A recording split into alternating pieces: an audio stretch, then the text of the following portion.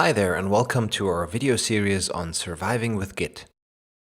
Correcting your last commit is quite a common case. You might have mistyped the commit message or forgot to add a change. And as long as it's the very last commit, Git makes this very easy. Let's look at an example case. So we should definitely get that commit message fixed. In the commit interface, you can use the amend checkbox.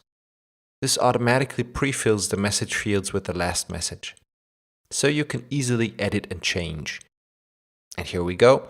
It seems as if we'd never made that typo.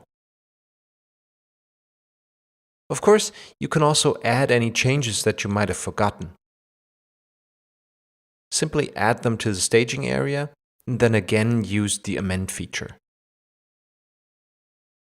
And you'll see that index.html is now part of that commit, just as we intended to.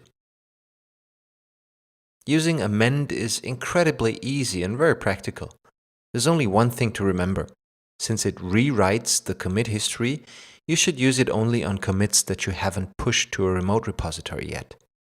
Stick to this one rule and everything's fine. Tower helps more than 100,000 developers be more productive with Git. Download it now at gittower.com and give it a try. 30 days for free.